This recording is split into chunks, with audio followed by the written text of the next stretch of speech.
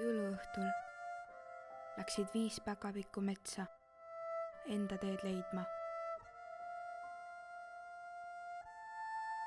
Enda teed on vahel raske leida ning sellepärast nad kõndisidki terve õhtu. Vahel tuli ka neile pähe, et äkki nad ei leiagi oma teed, äkki nad ongi terve oma elu tavalised üksikud päkapikud. Äkki neil polegi tulevikku. Nad kõndisid suunata terve metsa läbi, kuni nad leidsid üksteist lagendikul.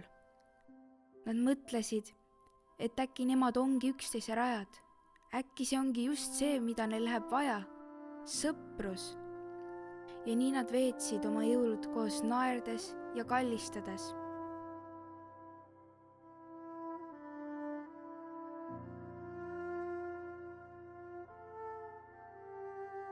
Kui nad hakkasid edasi liikuma, siis üks päkapikk jäi teistest maha.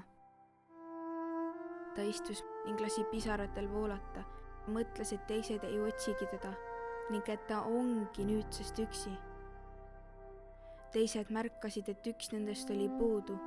Nad tundsid end süüdi ja hakkasid paanitsedes teda otsima.